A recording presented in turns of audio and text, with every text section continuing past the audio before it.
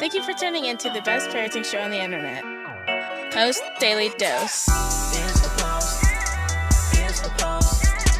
It's the Post. The Post Daily Dose. It's the Post. It's the Post. It's the Post. The Post Daily Dose. It's the Post. It's the Post. Hey, good evening, Facebook, and happy Sunday evening. Welcome to another episode of Post Daily Dose. With me, your trusted parenting advisor, faithful guide, and servant on the healing journey. What's my name? Big Papa Brian+Post. I hope everyone's doing fantastic. Hope you've had a restful and blessful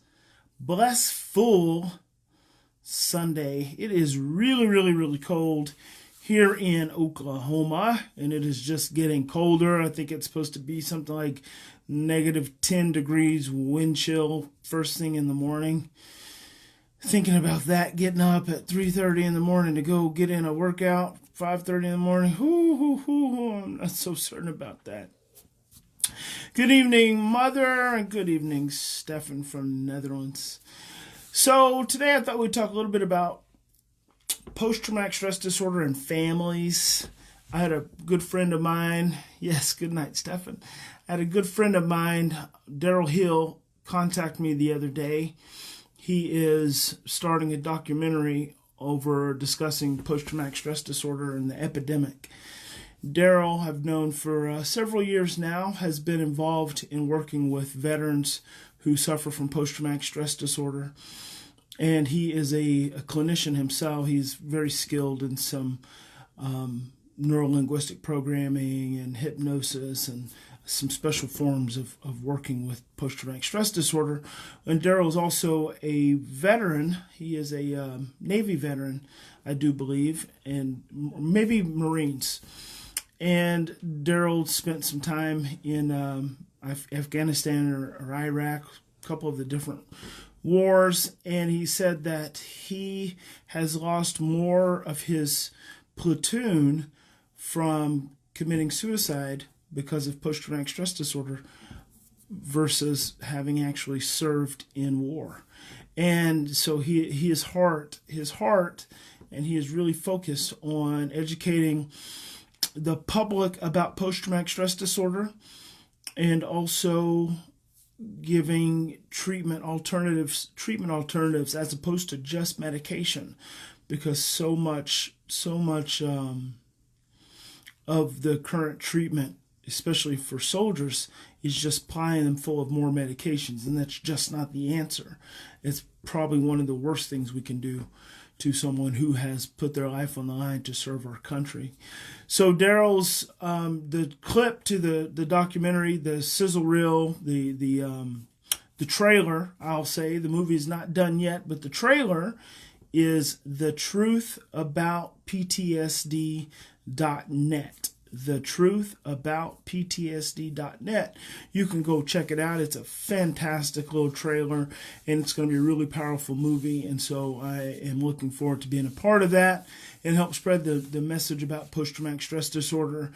And then I was talking to someone the other day, and I really can't remember who it was, but the issue came up. They had an interaction with someone, and it triggered. That was a friend of mine. I had an interaction, just had a normal conversation with someone, and it triggered them.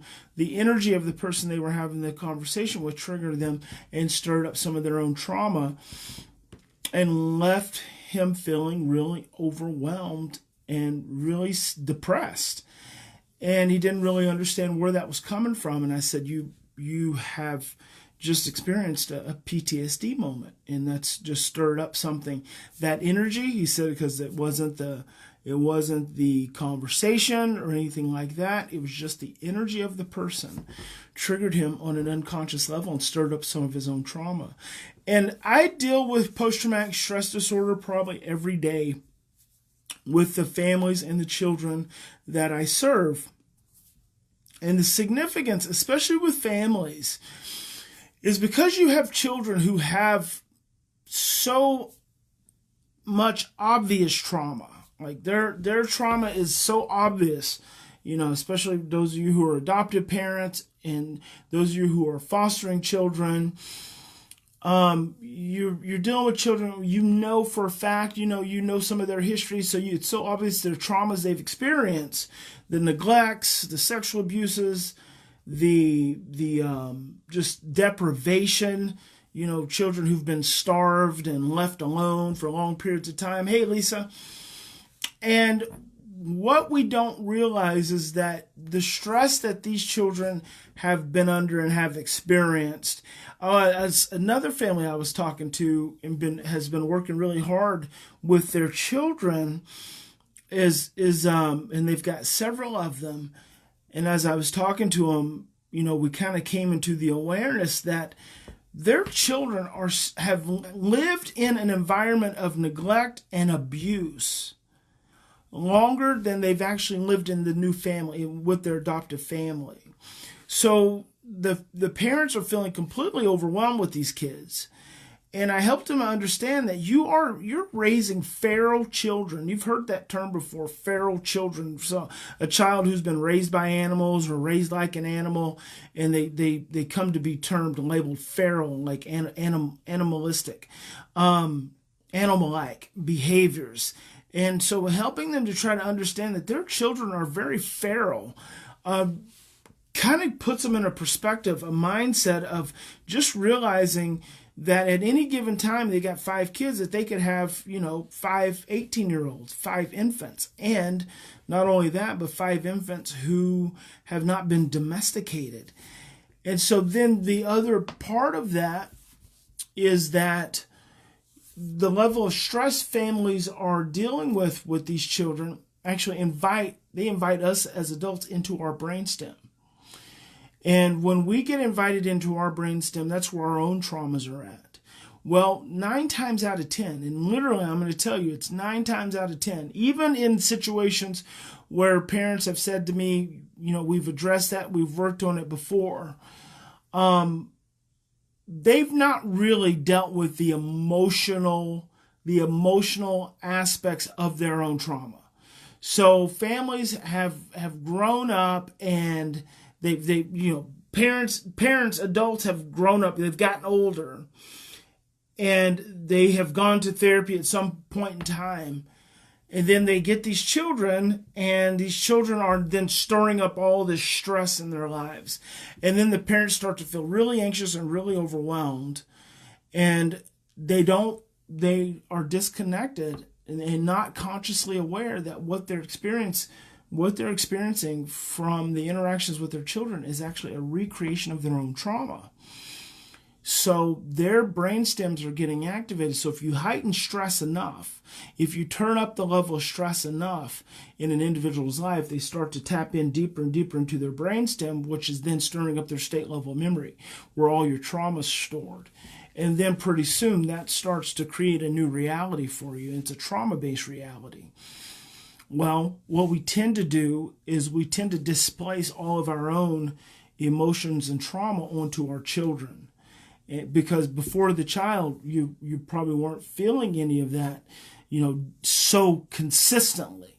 You were probably experiencing it at some level, but now with the child in the home and the stress turned up, now you're feeling it at so much more of a consistent manner, and then we have a tendency to displace all of that onto the child. And so then what happens is you essentially have a child who's experiencing, who's working through their trauma, and it's stirred up, because most of the traumas we experience, in this nature of things, is connected to human relationships.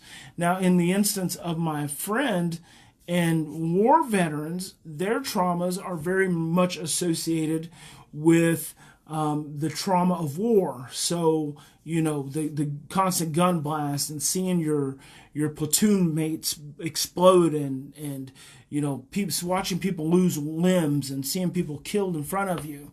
So and then just living in a constant, having to survive in this constant state of war. So when we are looking at from a family perspective, we're looking at children who've experienced trauma and adults who've experienced trauma in context of relationships to other human beings. Now, this is very important because we have experienced traumas in context of other human beings, then when our brainstems get turned on and get activated, we literally, what comes on the radar are all human relationships. So all human relationships become threatening and become unsafe and become really stressful.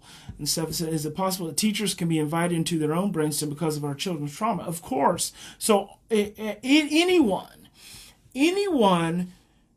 interacting with any other individual who's been traumatized because of the stress and because of the overwhelm, because the vibration from that person's brainstem and amygdala can turn on another individual's amygdala, which then invites them into their own brainstem and invites them into their own trauma. So it is completely possible that a teacher is dropping into their own traumatic experience because of dealing with a really stressed out, traumatized child. And then the teacher's starting to feel really overwhelmed and helpless and scared and not know why, because it happens in families all the time. And I would say that in school settings, the adults start to get more stressed out and feel more overwhelmed because of the child.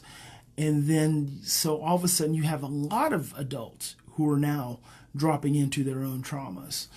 And the thing is, we have to realize that as adults, it is our responsibility. We have a responsibility because we have the stronger, more regulatory systems. We have a responsibility to understand ourselves at a different level and have a different awareness of our own selves and our own traumas and our own pain and our own suffering and our own struggle, so that we can ultimately learn to regulate ourselves and work through our own stuff, so then we can then stay and remain present to our children while they're working through their stuff. See, inside the parenting matrix, the behavior is always placed on, the focus is always placed on the child's behavior. And inside the parenting matrix, there's a great deal of discount and disregard for a child's trauma. So when a child is misbehaving inside the matrix, we really disregard any of their trauma. And the reality is all the behavior is being driven from their trauma. All the misbehavior is being driven from their stress and their fear. And because we discount it in the matrix, then we discount our own. We discount our own adult trauma and stress and fear and pain. And then we misbehave. We misbehave as adults even when we don't think we are misbehaving. We are operating out of survival. We are operating out of our own fear. And then what happens is you get a child who's operating out of their stress and their fear, misbehaving. Then you get an adult who's operating out of their stress and their fear, misbehaving. And when I'm saying misbehavior, I'm going to say negative behaviors are getting generated. And then what happens is there becomes this constant clash. There's this constant clash between the parent and the child, and between the child and greater society. It could be the child in the educational system, could be the child and extended family members, could be the child in the neighborhood. But regardless, it's the child operating inside the parenting matrix. And the constant stress the child is experiencing doesn't allow the child to actually repair and work through the trauma they're trying to work through. They are continually operating out of their trauma, and they're not getting the support needed to make it through. So a lot of times families who are really trying to work and be present with their children hit this bottleneck. They hit this bottleneck where their things get really tough. And in like the trauma drama increases.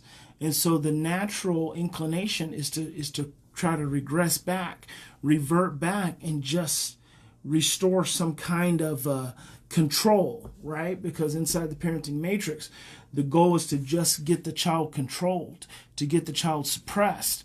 Well, the problem is inside all of this trauma drama, our own trauma stirred up. So then we start trying to control the child in order to create a more sense of control for ourselves.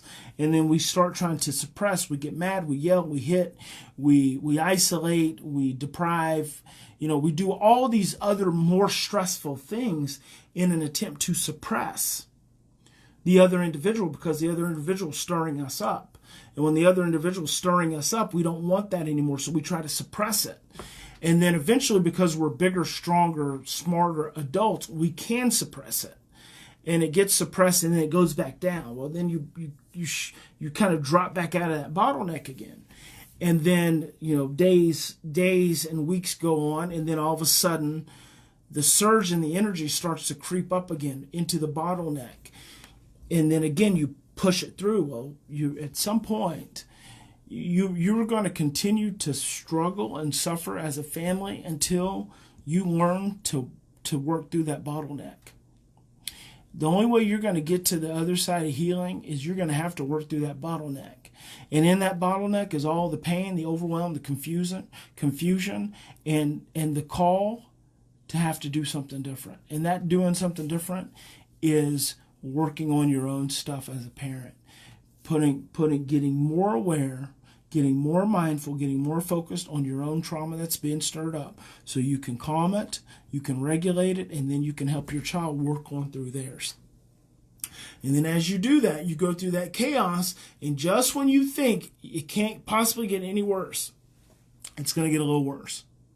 And then you're going to keep working on trying to be present, trying to get present, trying to help your child through that pain. And if you keep working, you're eventually going to come out of that bottleneck, and then things are going to calm down.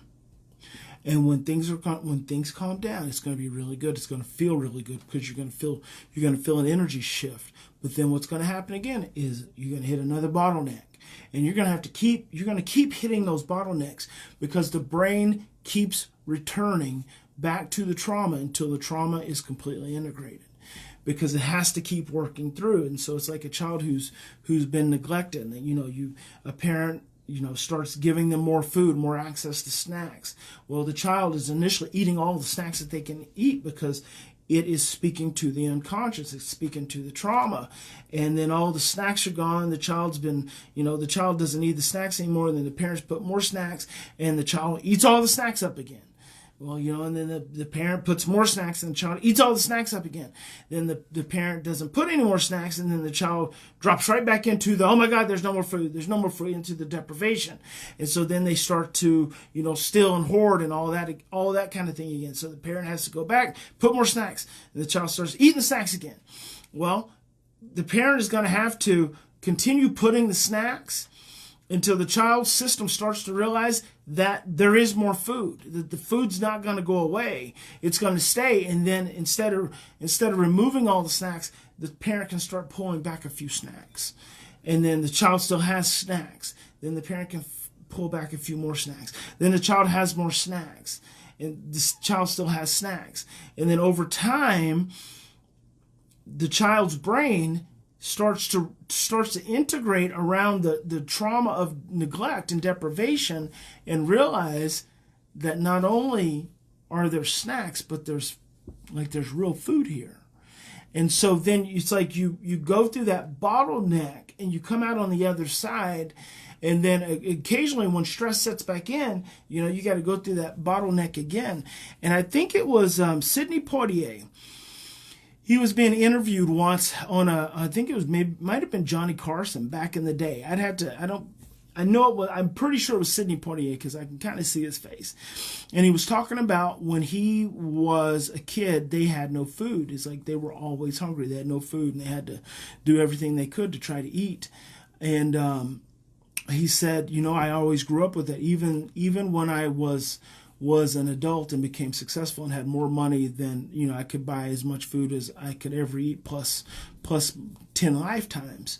He said it was so hard. It's always been so hard to get away from that feeling of there not being any food. He said, in fact, and he opens up his suit jacket, and he pulls out a candy bar. And he says, I still carry around a candy bar. I still carry around this candy bar just in case there is no more food.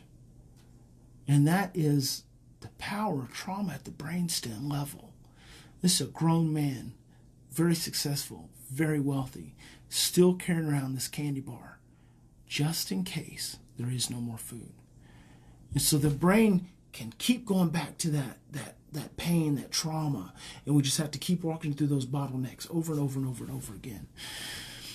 So realize that your child's going through their trauma is going to stir up your trauma, and work on your stuff. Work on your stuff. Work on your stuff.